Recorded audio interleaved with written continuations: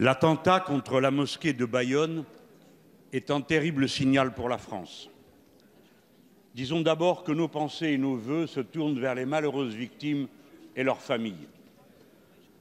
Disons ensuite qu'elles vont aussi à tous les musulmans en France, à qui nous devons renouveler solennellement la promesse républicaine de la totale liberté de culte.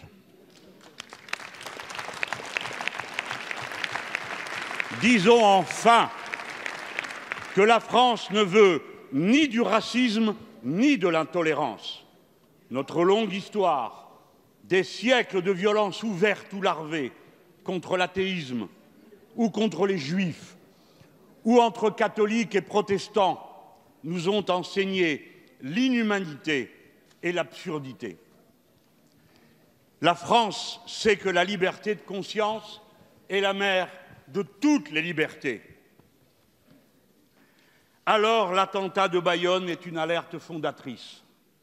Il est le résultat évident d'une écœurante et odieuse séquence de stigmatisation des musulmans. La parole raciste contre les musulmans s'est déchaînée et délibérément elle aura été banalisée. C'est une odieuse diversion face aux problèmes centraux de notre pays.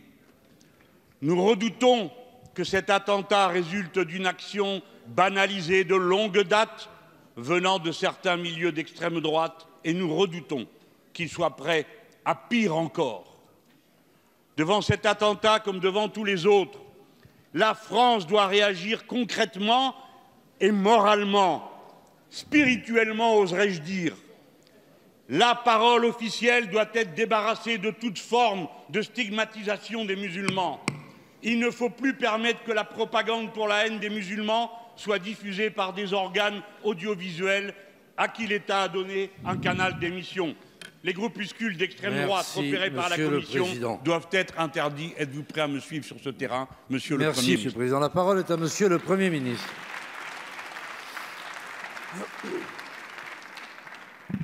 Monsieur le Président, Mesdames et Messieurs les députés, Monsieur le Président Mélenchon, comme vous, je voudrais dire mon émotion et mes vœux de prompt rétablissement à destination de ceux qui, hier, ont été blessés dans l'attaque qui s'est déroulée à la mosquée de Bayonne. Dire un mot de soutien à leur famille, plus qu'un mot, une vraie pensée amicale et républicaine à destination de deux familles qui se trouvent affectées et qui sont angoissées par l'état de santé de leurs membres. Vous avez raison, Monsieur le Président Mélenchon, nous devons faire très attention à ce que nous tous ici, responsables élus ou responsables politiques, nous disons. Et singulièrement lorsque nous parlons de religion, de toutes les religions, et je viendrai ensuite à la question de cette religion en particulier, mais de toutes les religions. Vous connaissez l'histoire de France, Monsieur le Président Mélenchon, il nous arrive parfois d'en discuter ensemble. Et nous savons, Monsieur le Président Mélenchon, que les relations entre l'État et les religions n'ont jamais été simples. Et que lorsque l'État se mêle des religions, lorsque l'État se mêle de dire comment il faut croire ou ne pas croire, les sujets deviennent compliqués. Je n'ai pour ma part jamais cru que la religion était l'opium du peuple. Et je respecte le sacré. Et parce que je suis un républicain, comme nous tous ici, je sais que la République a fait le choix, il y a maintenant longtemps, de reconnaître à chacun de nos concitoyens la liberté de croire ou de ne pas croire, et la liberté d'exercer son culte dans le respect de la loi. Je le sais.